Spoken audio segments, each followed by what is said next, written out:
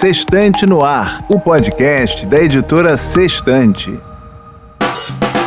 Olá, eu sou Mariana de Souza Lima, do marketing da Sextante, e começa agora uma edição especial do Sextante no Ar, o podcast da editora Sextante. E hoje o assunto é o nosso segundo ciclo de palestras. Para quem não ficou sabendo, a Sextante realizou um grande evento nos dias 8 e 9 de junho. Reunimos no Teatro Gazeta, em São Paulo, alguns de nossos autores para um encontro recheado de conhecimento. As palestras foram tão boas que resolvemos compartilhar o conteúdo com nossos ouvintes do podcast. Neste primeiro episódio, vocês ouvirão Gustavo Cerbasi, autor de A Riqueza da Vida Simples, seu livro mais recente, dentre os 16 que ele já publicou, e Natália Arcuri, autora do Me Poupe, em um encontro sobre o que é riqueza afinal. Então vou deixar vocês com o áudio dos irmãos e sócios fundadores da Sextante, Marcos e Tomás da Veiga Pereira, apresentando o evento e, logo em seguida, o bate-papo entre Nath Arcuri e Cerbasi, mediado por Tomás. Espero que vocês gostem.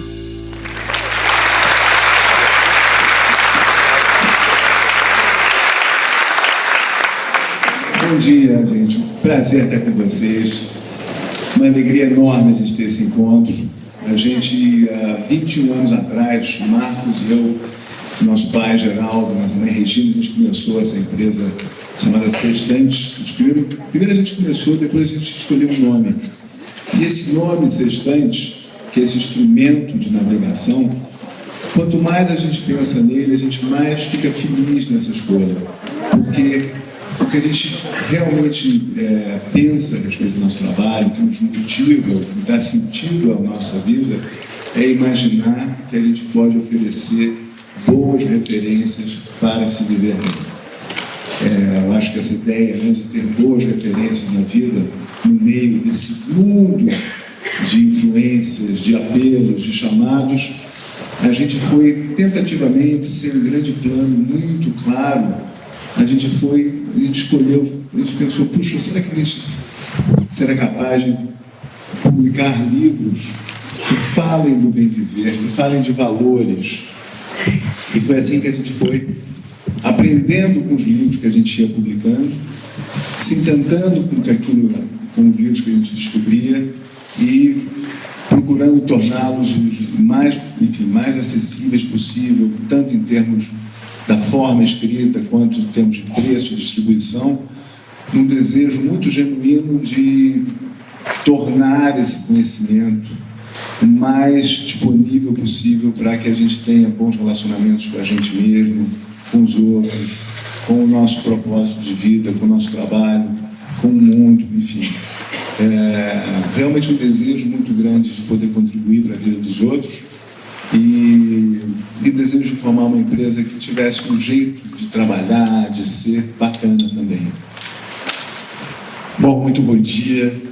Eu acho, para nós é um privilégio poder estar aqui essa manhã, porque vocês são, em última análise, a razão pela qual a gente tem essa estante, quer dizer, as pessoas para quem a gente oferece os livros, os conteúdos, a quem a gente quer efetivamente oferecer a nossa contribuição. Eu tenho que começar agradecendo a nossa equipe que monta, né, com esse evento com uma dedicação, com carinho, que faz bonito, que liga pra gente e diz, olha, acho que vocês vão ficar orgulhosos, a iluminação tá bacana. Quer dizer, a gente não faz evento, a gente não sabe, né, não é o nosso dia a dia. Então, quando a gente se propõe a fazer isso e oferecer, de novo, conteúdo de qualidade, é muito prazeroso chegar aqui e ver essa casa tão cheia e tão bonita. Eu acho também fundamental agradecer todos os autores da Sextante, quer dizer, os que vão estar aqui presentes hoje, mas a nossa família de autores, que é uma coisa que a gente foi construindo ao longo do tempo. O autor tem uma característica muito engraçada, porque ele é o grande apresentador de novos autores, ele é uma pessoa que convive muito no ambiente da criação, né? Então a gente vai conhecendo, as pessoas vão se apresentando e você vai criando uma rede, e a gente tem um orgulho imenso desse time de autores que a gente tem. Tomás estava falando de propósito, de missão. Esse ano a gente publicou um livro chamado Comece pelo Porquê, e é um livro, enfim, eu reli, já tinha lido há muito tempo, E ele fala muito disso. Ele fala que as empresas, e as empresas que têm uma visão infinita, uma visão de longo prazo, uma visão de pensar que elas estão aqui, enfim, para a vida, elas sempre pensam no seu público antes de pensar na própria empresa.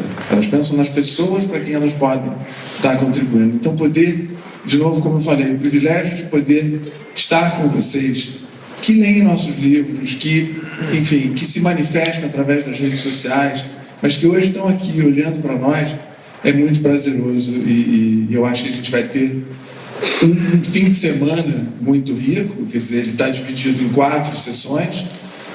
Não sei se todos aqui vão estar atendendo as 4 sessões, mas a gente tentou identificar temas e autores que pudessem estar falando sobre assuntos variados.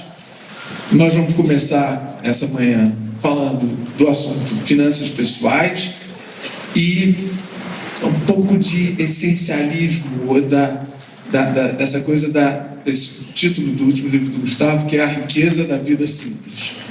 A gente tem vivido e visto um crescimento muito grande do tema finanças pessoais em geral, né? O número de títulos, o número de autores que tratam disso. É muito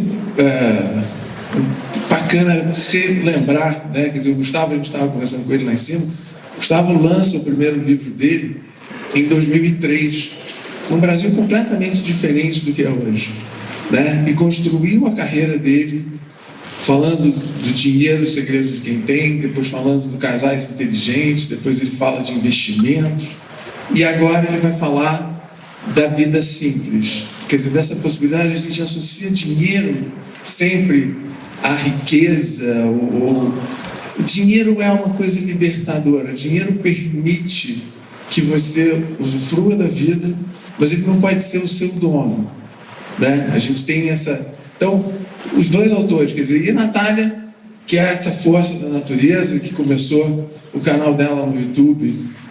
Quando a gente, primeira vez que falamos com a Natália, eu acho que ela tinha 100 mil seguidores. Quando ela publicou o livro, ela tinha 1 milhão de seguidores. Quer dizer, ela tem uma mensagem muito forte, ela tem um jeito de se expressar muito, muito contundente, muito engraçado, mas que cativa muitas pessoas.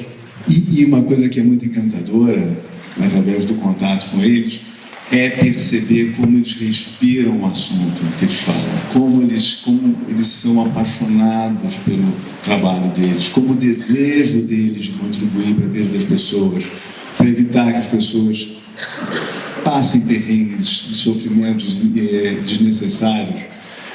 Esse desejo deles é uma coisa muito tocante, sabe? Muito bacana conversar com o Gustavo, conversar com a Nath e ver que isso é o que move eles, sabe? O prazer que eles têm, de ter o retorno do público, de ver a contribuição que eles são capazes de dar. Eu então gostaria de convidar ao palco Natália Arcuri e Gustavo Cerbasi.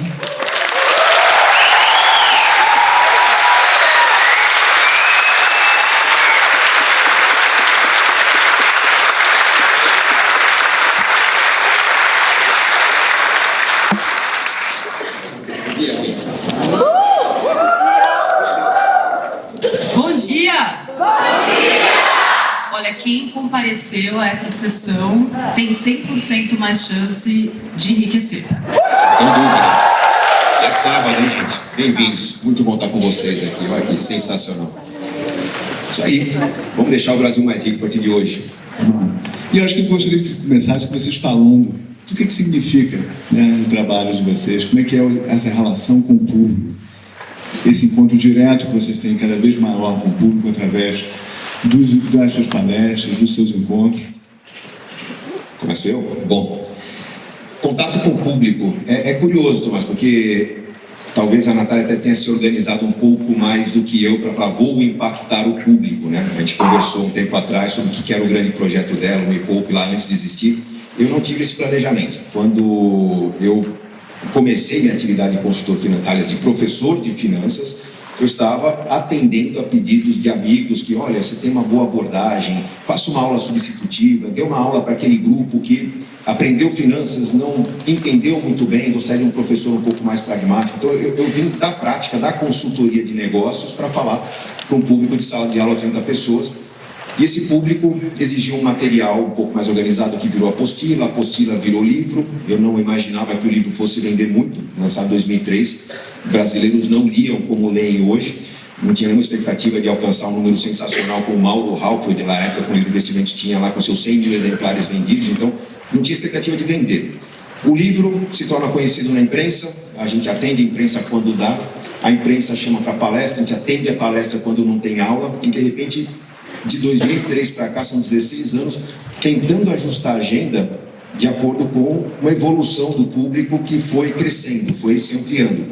Eu acho que um momento muito difícil da minha carreira foi em 2009, quando eu tinha um escritório de consultoria financeira que atendia 4, 5 casais por dia, sempre casais, era uma característica da minha consultoria, agenda lotada, e naquele momento as demandas de palestra estavam muito grandes, os convites eram mais frequentes, eu dizia que não tinha, e me perguntavam, não está perguntando se você quer ou não quer, quanto é para você cancelar sua agenda, a gente precisa da sua abordagem aqui. Teve um momento que eu tive que fechar o escritório de consultoria, e nesse momento eu até escrevi um livro que eu considero o mais importante, Colonizar Sua Vida Financeira, que é para levar para o público aquele passo a passo que eu oferecia na consultoria. E ali a gente começou a falar com um público maior, eu achava que era o Olimpo do conhecimento, cada noite com 500, 600, 800 pessoas. Não imaginava estar nas redes digitais, até porque eu acho que eu não me dou bem com câmera, meu negócio é escrever, não é exatamente falar.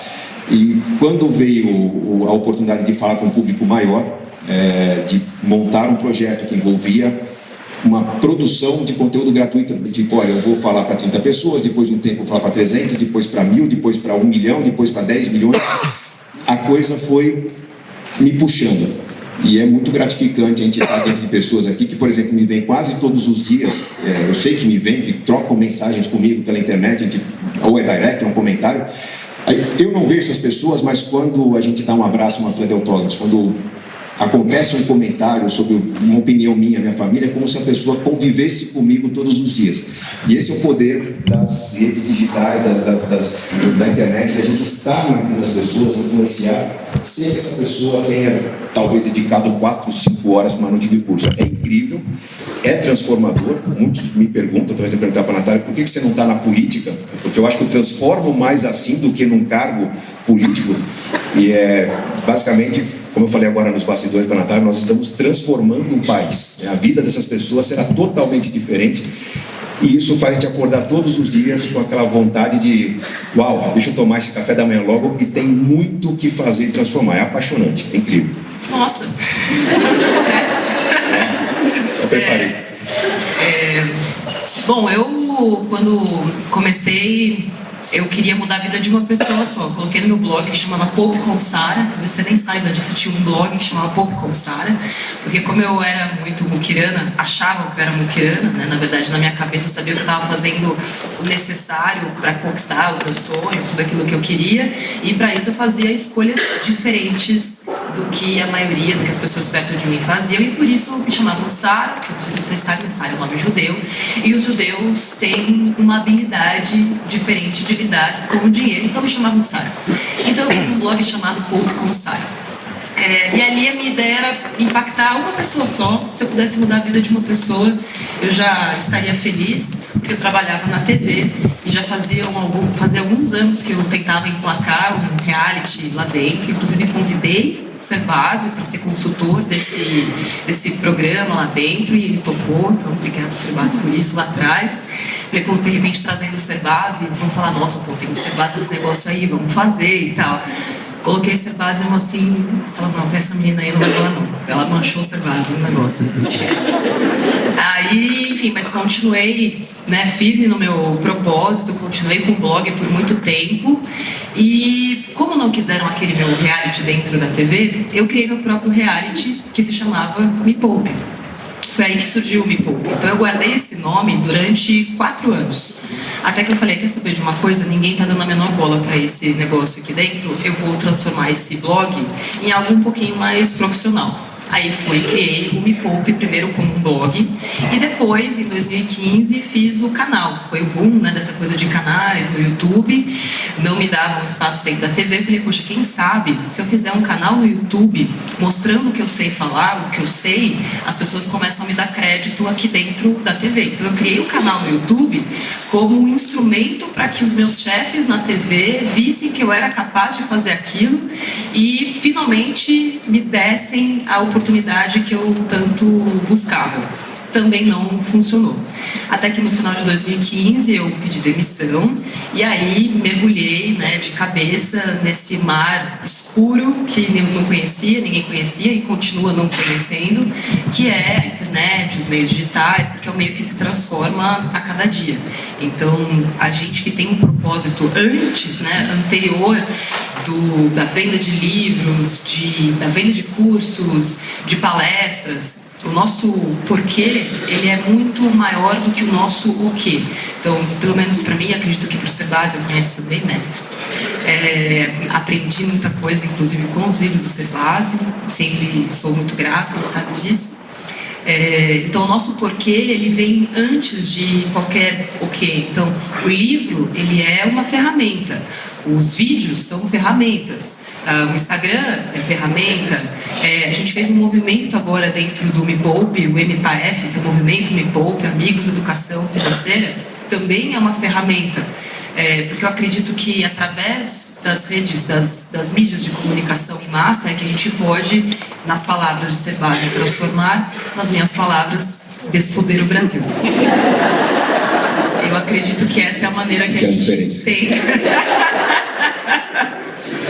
Eu acredito que é assim, porque eu vejo o poder que os meios de comunicação de massa têm para espalhar fake news, para espalhar tanta coisa ruim que pega e fica no nosso inconsciente e que isso acaba transformando também, né? Várias vidas, enfim, milhões de pessoas hoje são levadas a tomar decisões financeiras porque aprenderam algo lá na sua infância, na sua adolescência, porque viram um meio de comunicação de massa. Então eu pensei, poxa, se esse é o meio que a gente tem para se comunicar com o brasileiro, por que não? Por isso que minha primeira alternativa foi a TV. Quando eu vi que a TV punha rolar, fui para os meios digitais e este ano, se tudo der certo, estaremos na TV.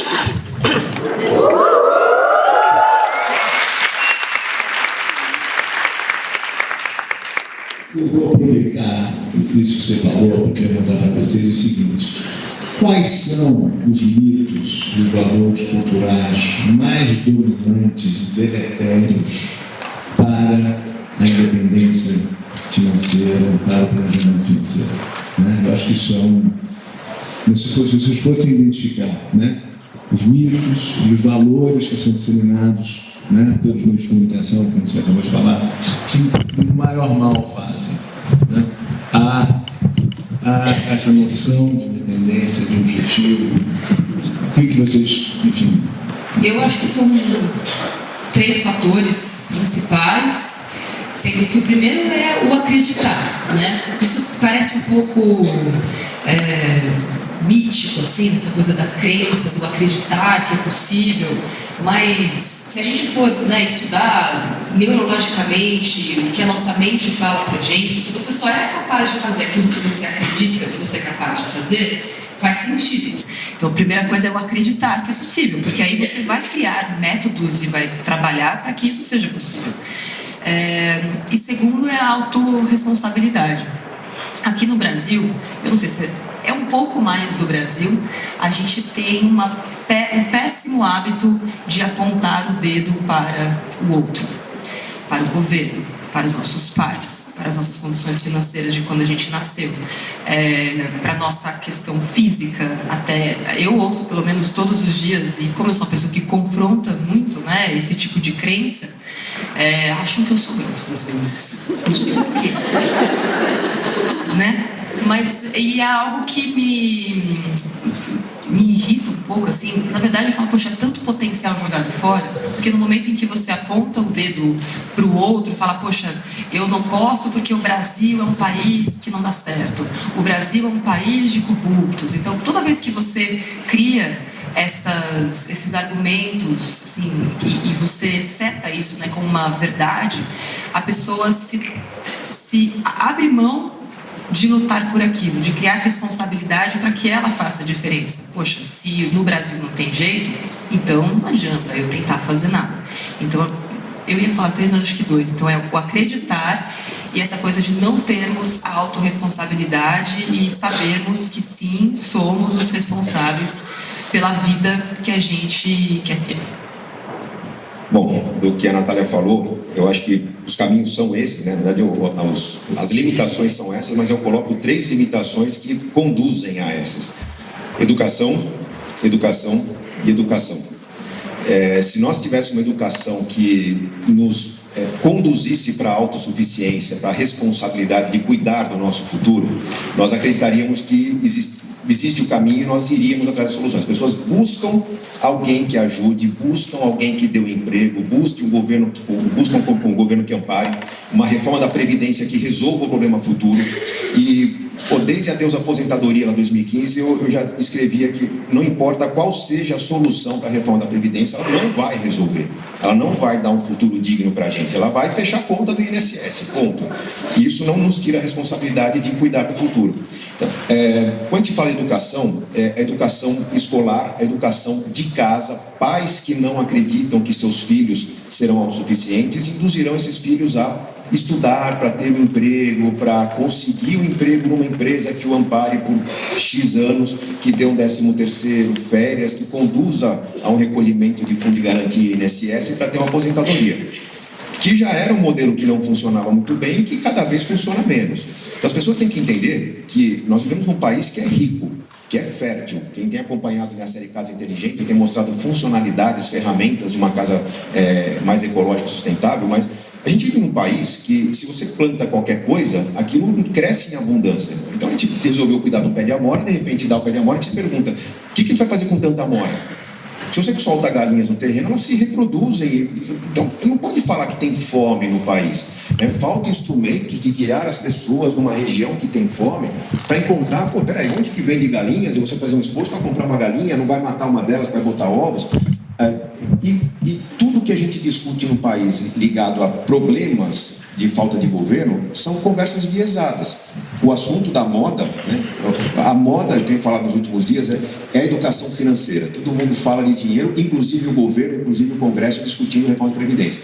Só que essa reforma, ela é esquisita. Está se falando que tem que beneficiar o grupo A, o grupo B, o grupo C, porque esses grupos sofrem. Dona Maria sai às 4 da manhã carregando um balde d'água na cabeça para manter água na sua casa. Então, quem vive no meio rural tem que se aposentar mais cedo. Não, quem vive no meio rural tem que receber água na sua casa, não tem que carregar o balde na cabeça por 4 horas. A gente não está sabendo o que discutir. E todo mundo aplaude, né? O decisão A, ou B ou C, que protege o grupo A, B ou C, mas a gente não está entendendo que as pessoas têm que ser autossuficientes. Elas têm que se preparar, se aparatar para alimentar a família. Pode ser com emprego, pode ser criando alguma coisa em casa, pode ser desenvolver tecnologia para levar o primeiro brasileiro para Marte, não importa. Mas as pessoas não estão confiando nesse processo de se ferramentar para serem autossuficientes, para não terem dificuldade de falta em casa. Se a gente estivesse num país que sofre nevascas todos os anos, destruições, maremotos, terremotos, talvez eu teria que pedir um pouco mais de amparo do governo. Mas a gente vive num país de solo fértil, de clima fértil, de pessoas criativas, de pessoas que, quando minimamente provocadas, né, vem e faz, acredita, as pessoas transformam a sua vida em questão de meses. E vem nos abraçar, agradecer. Então, e não só delas, como do seu entorno também, o que mais. Exatamente. Então isso significa que o nosso país é muito rico, a gente só não está sabendo usar essa riqueza.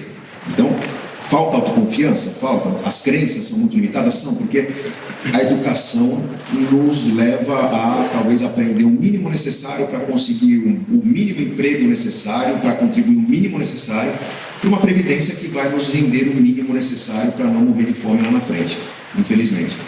E eu acho que o mais grave de tudo é que as discussões que a gente tem tido a respeito de educação, a gente teve, enfim, manifestações recentes por conta de universidades e de verbas e tudo mais, mas pouco se discute sobre a educação de base, não se a criança tem escola, não tem escola, se ela está dentro da escola, se tem lanche, se não tem lanche, mas o que está sendo passado para essas pessoas.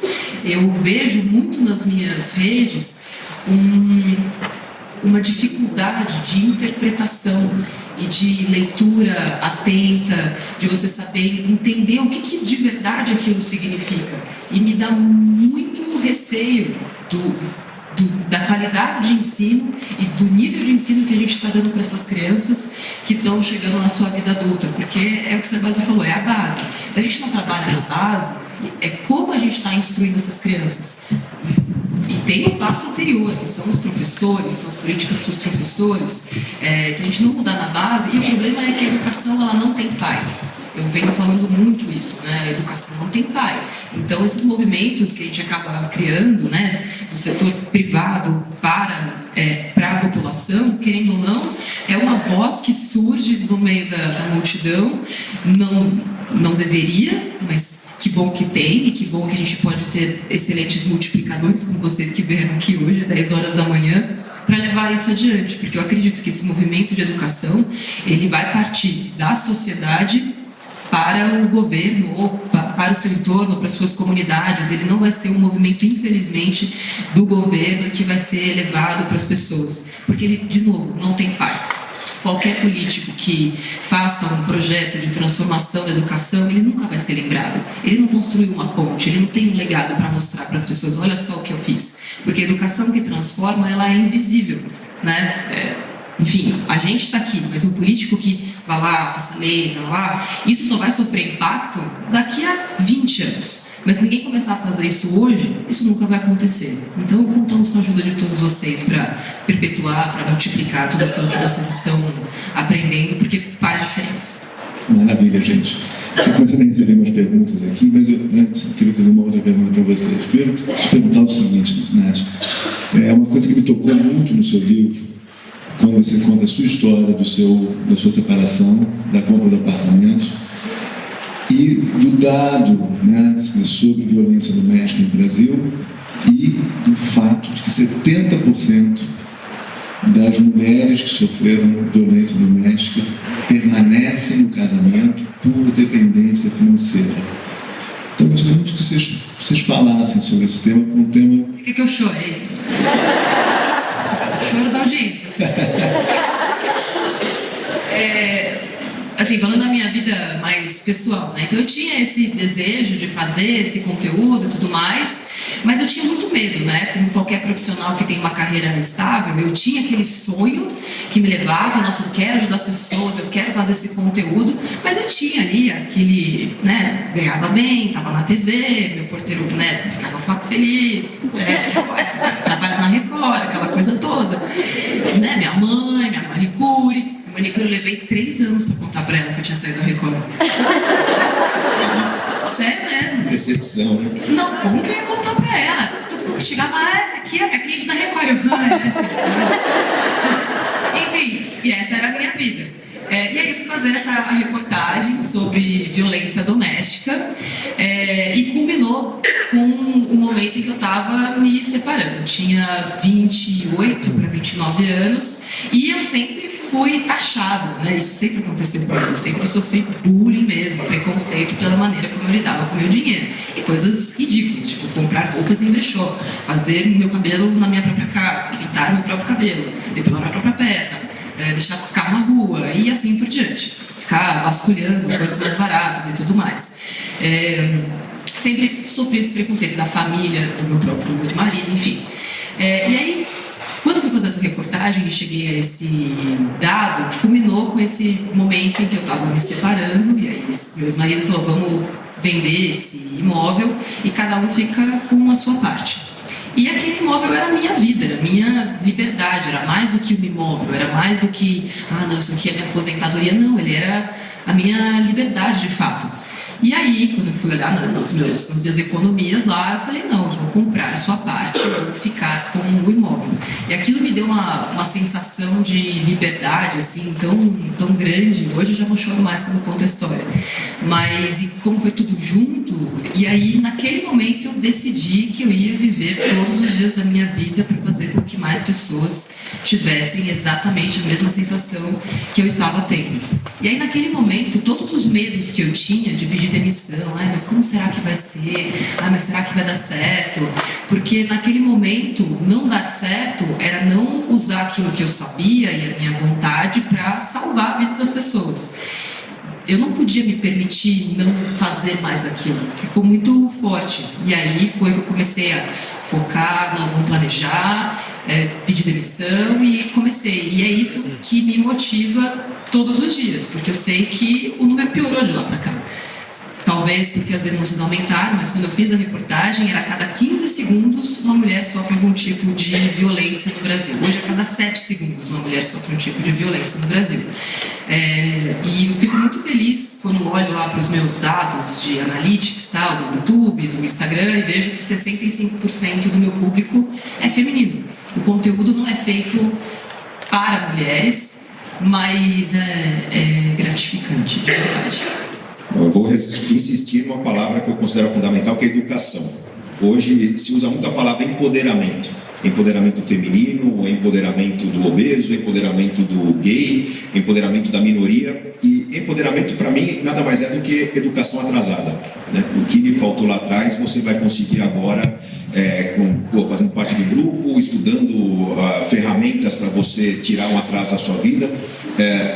Eu acho que as pessoas precisam entender que, ao longo de um viver, nós temos papéis, né? Entre eles papéis de sobreviver, mas papéis que vão moldar as escolhas. Às vezes uma mulher se sente submissa porque ela decidiu contar com o amparo do marido para assumir o seu papel de mãe em algum prazo, em algum momento. Ela pode estar com 23 anos, mas imaginando que em 5 ou 10 anos ela vai ser mãe, e ela aceita um papel de submissão. Só que, como ela não tem as ferramentas, como ela não tem educação financeira em casa, como ela não se sente capaz de empreender, tudo aquilo que vira rotina, vira hábito, vai ganhando força ao longo da vida. Então, se ela aceitou um papel de submissão, 1 ano, 2 anos, 5 anos, vivendo às custas do marido, vão fazer com que ela crie uma dependência disso. E às vezes ela se sente enjaulada. Chega uma hora que ela quer fazer alguma coisa, mas foram anos de dona de casa, anos amamentando, anos numa rotina que, puxa, agora para eu tirar esse atraso vai me dar muito trabalho. Só que a gente vive numa realidade de transformação muito intensa, não só da economia, mas do conhecimento. Profissões novas estão surgindo, né? Há 6 anos, falar eu sou youtuber não significava nada. É um largado, tem tempo livre, liga uma câmera e vai fazer alguma coisa, né? Hoje vivemos disso, muita gente vive bem.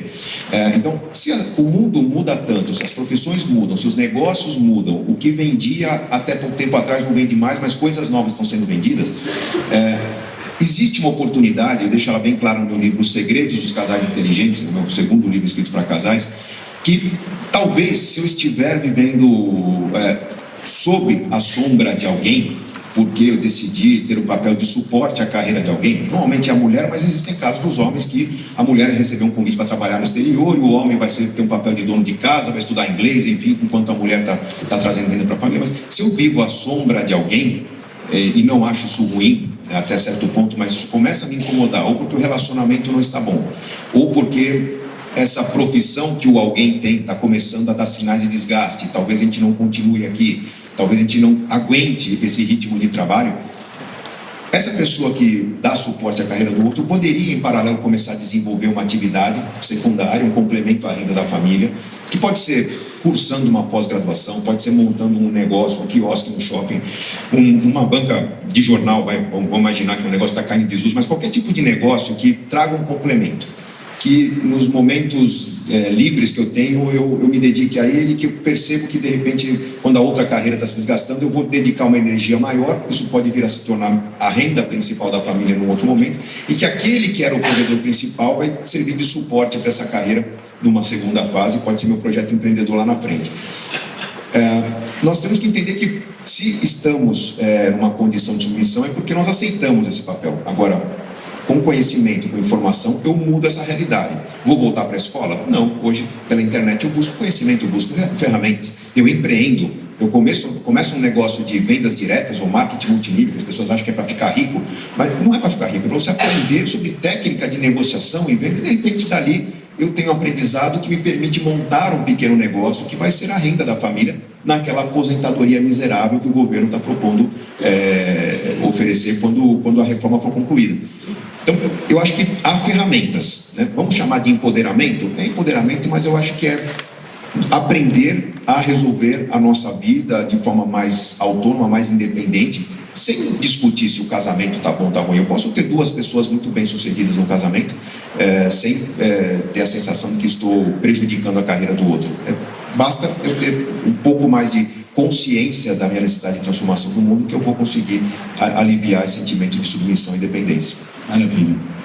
Começando aqui, dando voz às pessoas, às perguntas que estão nos passando, uma primeira pergunta muito básica é se dá tempo de se preparar para uma aposentadoria tranquila aos 34 anos de idade.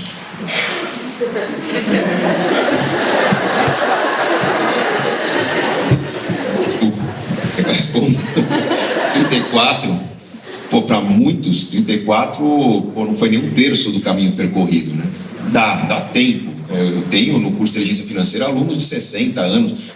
Em 3 turmas tivemos alunos de 72 anos. Sempre dá tempo de fazer alguma coisa. Se você se aposentou há 6 meses e a sua aposentadoria é miserável, dá tempo de se preparar para a aposentadoria assim.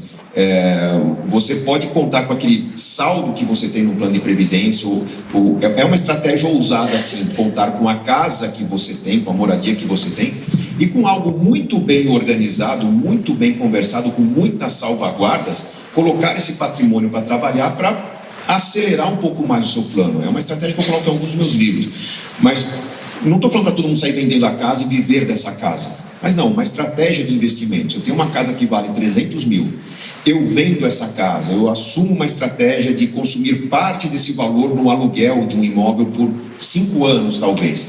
Do que sobra, eu divido 70%, 80% em renda fixa, uma parte em renda variável, mas me dedico à renda variável. Não renda variável ações na bolsa, porque mesmo ações, a gente fala que é a oportunidade de ganhar dinheiro, mas sendo um mercado padronizado, facilitado, a oportunidade de ganho ela é mais limitada do que eu montar um pequeno negócio, um empreendimento que com o meu suor, com o meu tempo dedicado, eu tire dali uns 3, 4 mil reais por mês. Então, de repente, uma combinação de estratégias que envolve eu trabalhar por um tempo num negócio que me sustente, eu usar uma parte do dinheiro para pagar o aluguel por um tempo e pôr aquela massa intermediária de recursos para multiplicar, eu consigo talvez dobrar esse capital em 5, em 10 anos, talvez não, muito provavelmente, sem correr muito risco, mas eu consigo recuperar o atraso. Óbvio que estou falando de uma pessoa aposentada com 34 anos, gente.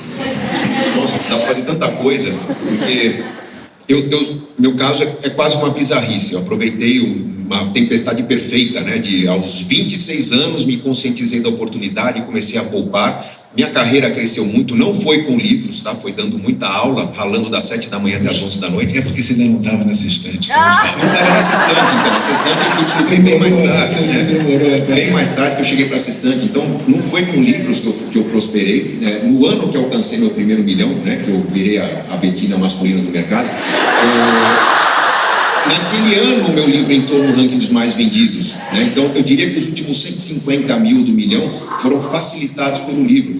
Mas trabalhando muito, num período em que a Bolsa me ajudou muito, e isso pode se repetir dependendo dos rumos do atual governo ou do próximo governo, tá? Ninguém esperava um governo muito habilidoso, muito competente em transformar, mas não importa. Não importa o que vem pela frente, as coisas se resolvendo, nós temos oportunidades na Bolsa ou não, mas eu aproveitei uma tempestade perfeita, da carreira crescendo bem, um bom momento da Bolsa para alcançar a independência financeira dos 26 aos 31 anos de idade, em 5 anos. Minha meta era aos 41, era em 15 anos. Então, uma pessoa de 34 anos, se der 15 anos, uma combinação de esforço, mas esforço não é se matar, é uma gincana, né? Esforço, muita conversa, muita criatividade, muito envolvimento. Eu vou acompanhar as pessoas que me orientam, né? Fazer com o pé no chão. Em 15 anos você tem uma vida de independência financeira, com muita tranquilidade. Com muita tranquilidade. Desde os casos dos jovens que a Natália tá ajudando lá, porque não ganha quase nada. Não ganha quase nada. Agora, só que ter mais consciência, vai estar ganhando o triplo daqui a 2, 3 anos. Então tem que contar com esse momento de crescimento da carreira, com os bons investimentos, com estratégia de organização, que eu acho que 15 anos se faz miséria no Brasil, miséria no bom sentido, né? Eu transformo minha vida, porque o país, como eu falei agora há pouco, é muito rico, muito rico. Se eu estivesse vivendo na Suécia, eu precisaria de uns 40 anos para enriquecer. Se fosse, né, porque o imposto é tão alto lá que eu não conseguia ter o efeito multiplicador tão interessante como tem no Brasil. Mas, 34 anos, tem muita coisa para se fazer pela frente. E eu acho que a ideia de aposentadoria é muito ultrapassada. No momento que você parar de pensar em aposentadoria, você vai ter sua independência financeira.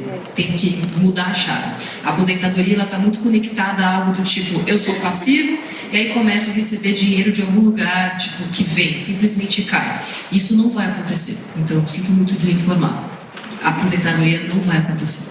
Pense a aposentadoria não como um momento de descansar, mas um momento de você fazer o que você quer. Trabalhar com o que a gente quer, sem precisar ganhar, né? É o porquê, não o que a Nath falou, faz com que a gente coloque ali uma paixão tão interessante, porque se eu escrevi livros num país que as pessoas não leem, né? Se começaram canais no YouTube onde as pessoas não viviam disso, ou quando tinha receita era uma coisa meio residual, né? Mas a vontade de transformar era tão grande, essa paixão fez com que eu, Natália e muitos outros profissionais construíssemos uma reputação de transformação, fazer pelas pessoas, né? A gente fala que o país é um país de exploradores, de Lei de Gerson, né? Você não tinha nascido ainda na Lei de Gerson. Mas conheço bem a Lei de Gerson. Lei de Gerson um de querer tirar proveito do outro. Não, a gente vive num país em que muitas pessoas querem se ajudar, uns querem ajudar aos outros. E isso dá negócio. Eu não tenho vergonha de dizer que eu prosperei muito, que a Natália prosperou muito, a gente faz resultado ajudando as pessoas. Porque o resultado das pessoas, né, se for somar o que todo mundo ganha, é infinitamente maior que a gente tem com o nosso trabalho. Então isso faz a gente acordar todos os dias e transformar. Ou desfuder, enfim. Sabia que ele ia falar. E assim, muitas pessoas me perguntam, mas dá pra... Eu gosto de pintar, eu gosto de dançar, eu sou professora, eu jamais vou poder prosperar sendo professora. Então a pessoa já começa me dando argumento para eu dar um tapa na cara dela. Falou jamais, antes de qualquer frase, eu falo, olha, enquanto você colocar esse jamais antes daquilo que você quer fazer, eu jamais vou poder te ajudar de qualquer maneira e ninguém vai poder te ajudar. O Gustavo Cerbasi é professor, não é verdade? Ainda sou Quantos professor. outros professores de finanças, de economia, continuam sendo professores e talvez estejam frustrados, acreditando que não são capazes de enriquecer. Mas é porque o Cerbasi é bonitão. Por isso que ele fez sucesso. Mas é porque a Natália é mulher. Nossa, quantas vezes já ouvi isso? É porque você é bonita, porque você é casada com o dono do Omelete. Eu ouço isso todos os dias. Mas ter acesso ao conhecimento que eu tive, né, estudar a psicologia econômica, tudo isso me deu muito mais tranquilidade para saber que, infelizmente, essa é uma defesa que a pessoa se impôs para que não seja muito mais dolorido ela saber que o que a gente fez é fruto do nosso esforço e ela deveria estar se esforçando da mesma maneira. Então, quando você pensa nessa ideia de mas isso que eu faço não dá para ganhar dinheiro com isso, mas não dá. Sempre dá. Qualquer arte que você faça. Teremos Braulio Bessa daqui a pouco, um poeta. Quantos poetas vocês conhecem que fizeram sucesso, que ganham dinheiro?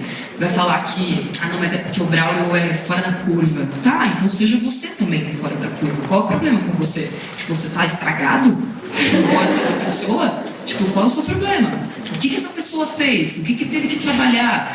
A que situações ele teve que se expor? O que ele teve que aprender de novo? E que medos ele teve que superar para estar onde ele está? É isso que a gente tem que começar a pensar quando a gente quer se colocar em algum lugar diferente daquele onde a gente está hoje. Que beleza. Dá muita alegria pensar que daqui a pouco ele vai estar aqui para contar um pouco dessa história. Ouvindo vocês falarem, quer dizer, eu também partilho muito dessa sensação, a quantidade de coisa que tem para fazer no Brasil. Né? A gente, quer dizer, Marcos e eu, a gente sempre olha e diz, uau, essas coisas, os livros que a gente publica não são ensinados em sala de aula. A gente está preenchendo uma lacuna que não faz parte da formação das pessoas e o caso de vocês é um caso claríssimo nesse sentido. E só deixar uma coisa clara, que as pessoas acham que existe um desejo perverso do governo, da mídia. Não, o governo não ensina isso porque eles querem que as pessoas continuem alienadas. Não, gente, eles são alienados. Exato. Não é brincadeira. O governo, ele é um retrato das pessoas, não é? Tanto que quando a gente fala sobre corrupção dos políticos, nós somos corruptos no nosso dia a dia. O que a gente vê lá em cima é apenas um retrato um pouco mais exposto daquilo que nós somos no nosso dia a dia. Então, a gente coloca lá em cima pessoas tão alienadas quanto nós. Então, não é que eles têm um desejo perverso de manter a população alienada, sem educação financeira, porque assim os bancos ganham mais dinheiro. Não, as pessoas dentro do banco também são alienadas. Deixa eu contar para vocês. Dá dó de conversar quando está falando, às vezes com um gestor de fundo, às vezes um cara que vende consórcio, um cara que vende crédito imobiliário. O dono do banco. O dono do banco. O dono do banco. Por que você não faz de um jeito diferente? É tanta gente envolvida e ele não consegue mudar. Ele não, é uma coisa que vem de longe, vem enraizada, vem viciada de escolhas ruins e não consegue, realmente. Não, e isso é importante, porque a gente fala, nossa, essa mídia manipulada e tal. Eu trabalhei na TV, estou cada vez mais próxima, enfim, de órgãos do governo, dos bancos também. Tenho a oportunidade de falar com CEOs de grandes instituições financeiras, donos de bancos, e digo para vocês, não existe um plano mirabolante para manter as pessoas, assim, à margem do conhecimento. Esse plano não existe. O que existe é uma falta de conhecimento, de técnica, de fundamentos de quem está lá. E é por isso que acredito, e o Sebasa está fazendo esse trabalho, eu estou fazendo esse trabalho, de conversar e também educar quem tem o poder de educar. A gente fez uma reunião muito bacana essa semana com a ENAP, que é o órgão que cuida de educação dos funcionários públicos, e eles querem ajuda para formar os funcionários públicos, para que eles saibam como lidar com o dinheiro deles. Não existe um plano mirabolante para manter as pessoas à margem do conhecimento, saibam disso. Então, se a gente não sabe, é porque a gente ainda não aprendeu onde encontrar esse conhecimento. E que bom que hoje ele está cada vez mais acessível. Temos aqui os nossos livros, tá vendo aqui depois, vocês podem e de graça na internet. Aí, ó, você trabalhou na Record, né? Eu, durante um tempo, fui consultor do Encontro com Fátima Bernardes na Globo, e o pessoal comentava, poderosa, não, você está com a Fátima, aí usa-se todo tipo de rótulo, né? Socialista, comunista, não sei o que, ela namora não sei quem, manipulador. Gente, 2 anos de Encontro com Fátima Bernardes nunca me disseram, fale isso ou não toque nesse assunto, nenhum tipo de... Braulio está comigo. Pô, a gente participa dos bastidores, da criação de cada programa ali naquela meia hora antes, né? Mas nunca houve algo do tipo, olha, aqui é proibido falar de tal assunto. Quando muito, né? Se for falar uma palavra, não se usa mais débil mental, né? Agora, politicamente, vai usar tal termo. Mas, no máximo, uma colocação que a gente fez na reunião. Então, não tem cerceamento, não tem censura. A gente coloca opinião, né? Talvez é uma curadoria de decidir quem vai estar lá falando, mas eu estou lá como contraponto no programa. Então, realmente se distorce muito a imagem, né? Essa manipulação. A manipulação começa quando nós votamos mal. Isso está muito claro. Quando a gente dá ibope para o programa errado. Isso também está muito claro. Então, se a gente começar a se conscientizar do que nossos filhos vão assistir, né, do que a gente vai priorizar na nossa agenda, a gente muda o país, independentemente do governo. Aliás, a gente tem feito isso há 500 anos. O Brasil funciona muito bem, graças a Deus, apesar do governo. Né? A gente só precisa aumentar essa força da sociedade, ter mais consciência da capacidade de mudança. Eu vou ler essa pergunta aqui, porque eu acho que vale a pena ser lida. Nath, rainha da festa da riqueza, na qual sou difundida graças a você. Como a gente faz para enfiar na cabeça da mãe da gente quando ela vira para você e diz: filha, você está perdendo o seu tempo, não adianta estudar como louca. Olha, tem uma coisa que eu aprendi com os meus pais, aproveitar que eles não estão aqui, eu posso falar. Tem coisas que a gente não consegue e que é mais válido a gente fazer por nós e sempre manter aquele tubo de oxigênio na gente, para que no momento necessário a gente tenha o fôlego para doar oxigênio para quem está perto. E algumas pessoas querem ter esse mindset mudado. Algumas pessoas simplesmente não querem ter. Então, o que você pode fazer é mudar você, não a sua mãe. Então, a conversa é com a pessoa que fez essa pergunta. Você não tem nada a ver com as crenças da sua mãe. Deixa ela falar, aceite, respeite e continue estudando como maluca, porque senão você vai se fuder. Tem um ponto importante: água mole em pedra dura tanto bate até que fura, né? Se você acredita no que você está estudando, inevitavelmente a situação vai melhorar. Eu fui nadador, mas contemporâneo de Gustavo Borges, nunca tive a expectativa de ser um campeão nas provas que eu disputava com ele. Mas de tanto treinar, eu cheguei perto e tive vitórias e peguei medalhas, mesmo sendo contemporâneo de um grande campeão. O assunto dinheiro, eu não tenho formação em finanças, a Natália também não tem. Minha formação é administração pública, mas a hora que eu percebi um assunto que ninguém discutia, eu falei, cara, como é que ninguém discute isso que muda vidas? Eu podia achar que eu estava errado naquele momento. Pode ser que eu estou esquecendo, comido bola em alguma coisa. Mas deixa eu estudar mais, deixa eu me envolver mais, deixa eu levar isso para os meus alunos. Coitados, estão tendo aula de contabilidade, puta assunto chato. Deixa eu comentar alguma coisa um pouco mais palpável nas finanças para eles entenderem. A gente vai se envolvendo, a coisa vai transformando. Então, pode ser um esporte, você nunca praticou esporte, quer ser triatleta, vai assistir. Começa a praticar de leve, né? Você quer ser triatleta, mas começa caminhando de querer correr. Você vai praticar um triatlon algum dia. E com enriquecimento é a mesma coisa. Eu falo, enriquecer é uma questão de escolha, porque tem ferramentas, tem instrumentos e tem muita gente que simplesmente segue por esse caminho e prospera. Quem que prospera? Quem faz mais que o outro. Para fazer mais que o outro, tem que estudar mais que o outro. Então, acredita e continua, respeitando as pessoas ao seu redor. Calma, não, é uma mania minha. Relaxa, um dia eu vou superar essa, mas um dia você comprova os resultados da sua dedicação. Por que quando se fala em riqueza, sempre se trata do empreendedorismo? Ser empregado é ruim? Uma excelente pergunta, inclusive. Ser empregado não é ruim, afinal. Aliás, se eu não tivesse os meus colaboradores, funcionários maravilhosos, isso aqui não estaria acontecendo. Quando eu falo em empreendedorismo, a gente está acostumado a entender o empreendedorismo como algo que vou abrir a minha empresa, vou fazer o meu negócio e terei os meus funcionários. E pouco se fala da ideia de intraempreendedorismo, que é quando você empreende dentro do teu trabalho, que foi uma postura que eu acabei adotando dentro da empresa onde eu trabalhava, onde eu fazia o que eu fazia por mim. Então, me deram não para o quadro que eu queria. Eu falei, beleza, vou estudar. Ainda que eles não queiram, isso é para mim. Vou fazer aula de inglês. Ninguém me pediu para fazer inglês, mas eu fazia para mim. Ainda mais que eu era PJ, então era, querendo ou não, uma empresa lá dentro, uma empresa prestando um serviço.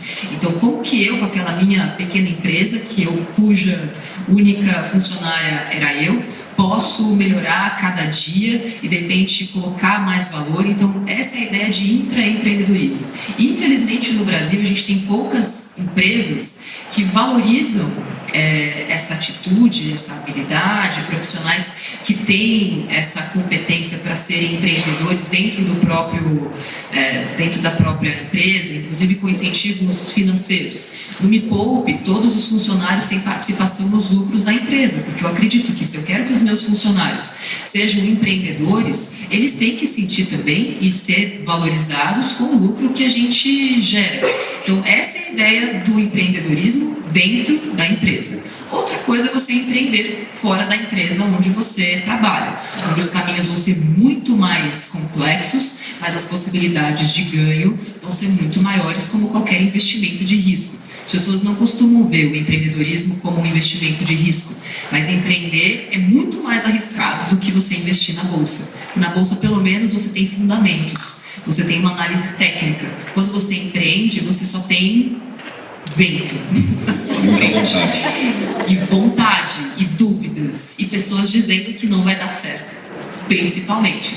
Então, o empreendedorismo, ele é um investimento de risco, mas que se você tem bons fundamentos, muito conhecimento, vontade de aprender todos os dias e se permitir errar todos os dias, não tem como dar errado. E se você fizer um bom negócio que agrega valor às pessoas, obviamente não só para você.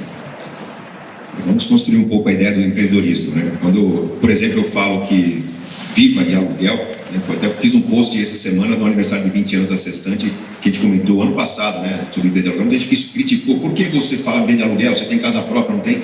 A gente coloca isso como um processo para você ter mais coisas no futuro, inclusive casa própria se quiser. Empreender, se você montar um negócio e for bem sucedido, você vai ganhar muito mais dinheiro do que com uma carteira de ações.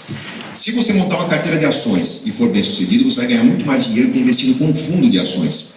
E se você investir num fundo de ações, você vai ser mais bem sucedido do que investindo através de planos de previdência. Não quer dizer que ações são um investimento ruim, previdência é ruim, fundos de ações são ruins.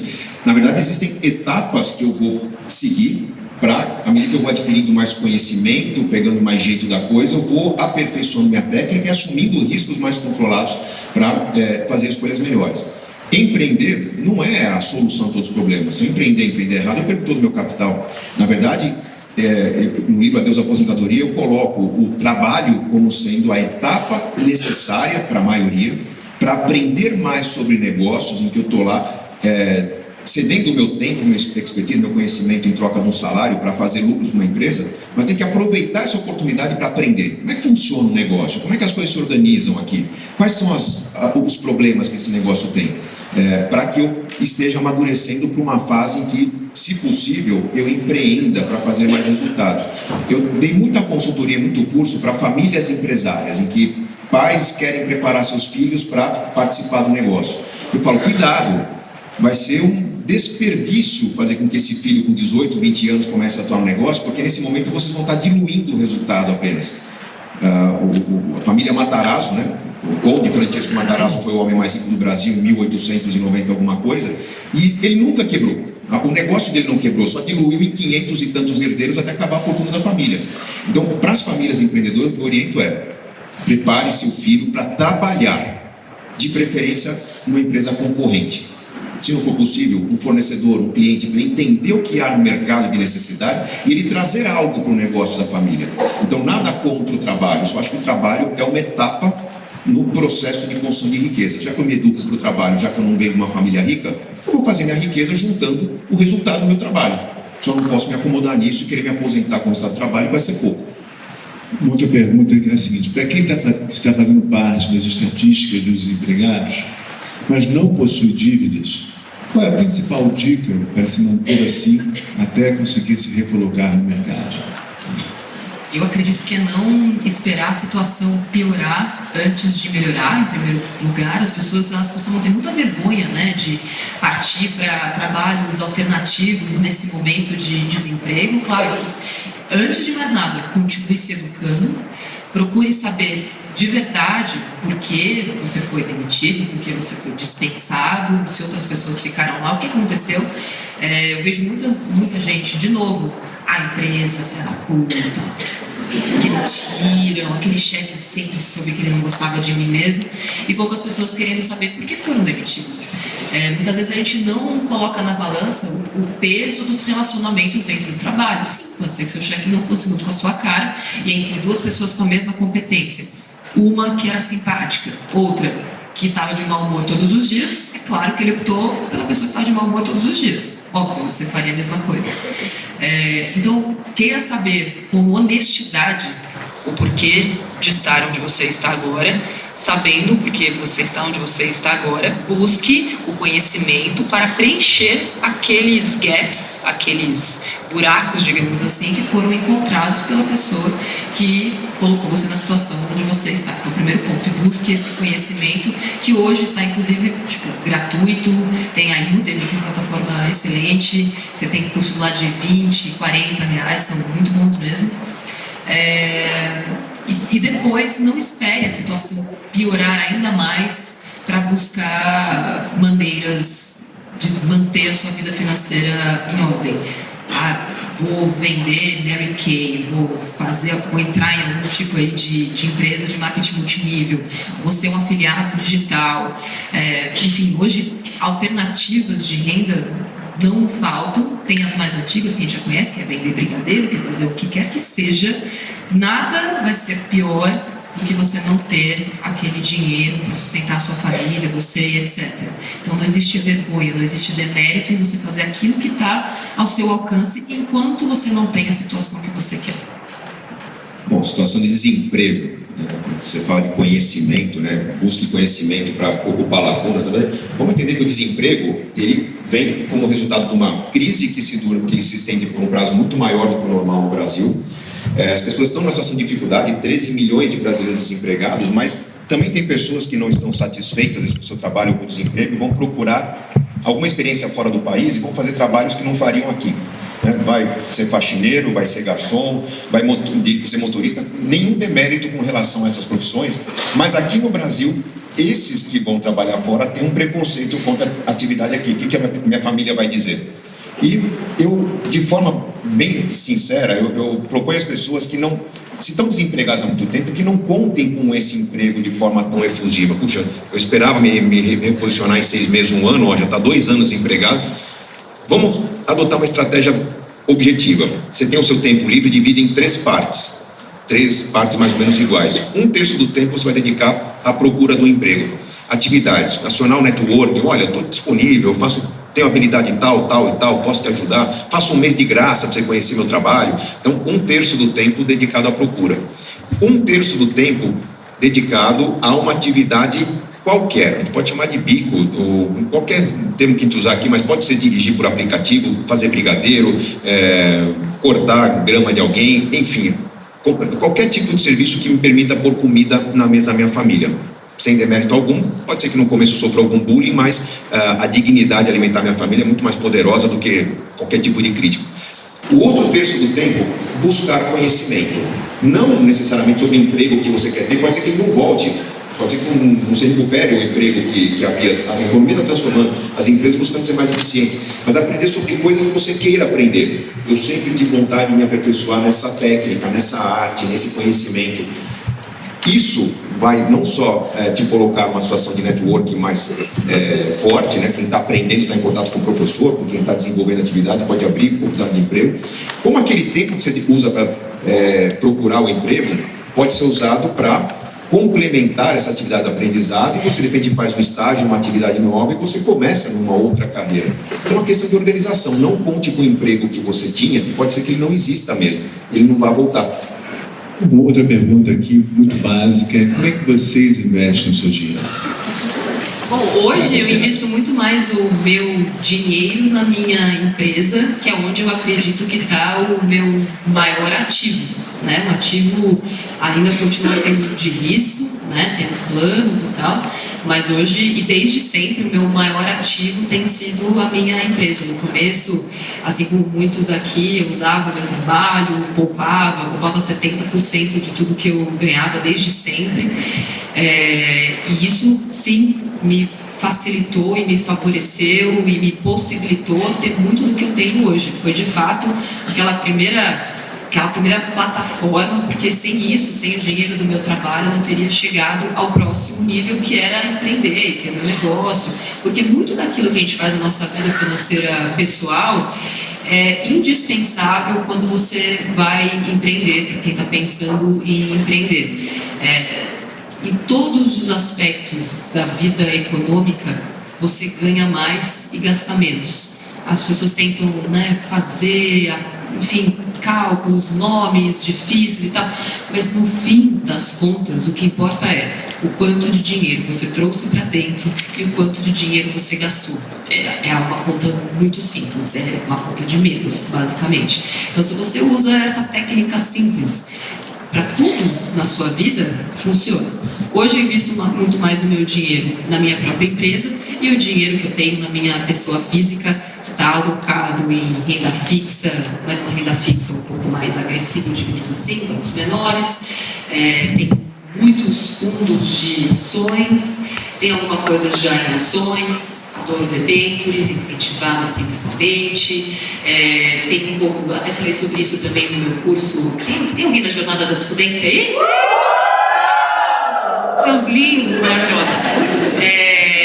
Peer-to-peer lending, para quem nunca ouviu falar, eu acho que é um mercado que vai crescer bastante. Então, a regra quando você tem o seu dinheiro pessoa física, como tudo na vida, é diversificar. Quando a gente fala em empreender, é um pouco diferente, né? Você tem que apostar todos os seus ovos na mesma cesta, é aquele negócio, aquilo que eu vou fazer, e por isso que é extremamente arriscado, porque você está colocando muita força, muita energia em apenas uma coisa. Quando a gente fala do nosso dinheiro, quando você coloca em várias cestas, você dilui o risco e tem mais chances de fazer com que o dinheiro se multiplicar.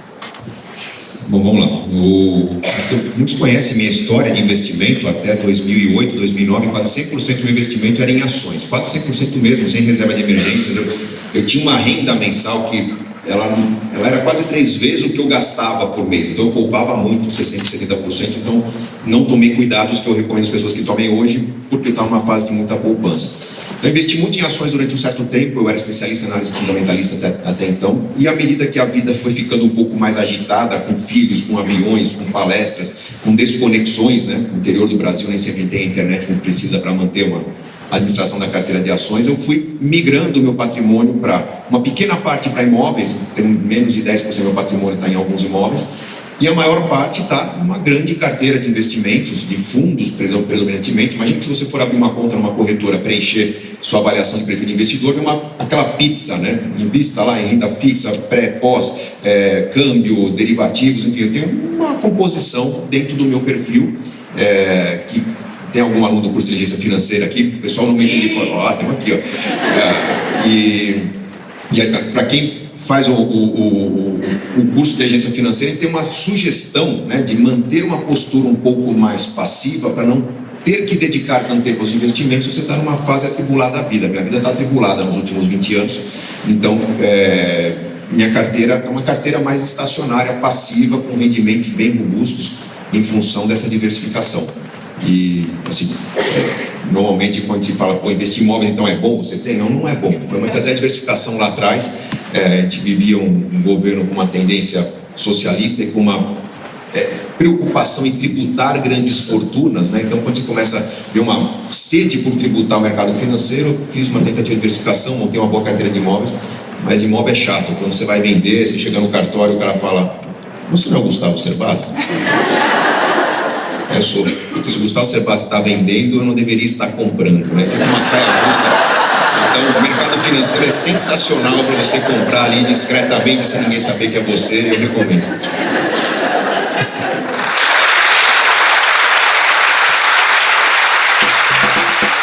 Vocês acabaram de ouvir a palestra O que é Riqueza Final com Gustavo Cerbasi e Natália Arcuri, um conteúdo extraído do 2º ciclo de palestras Sextante. Eu sou Mariana de Souza Lima e encerro essa edição especial Ciclo de Palestras. Ficou alguma dúvida? Querem mandar alguma sugestão ou comentário? Escreve pra gente e envie um e-mail para sextantenoar@sextante.com.br. Aguardo vocês no próximo.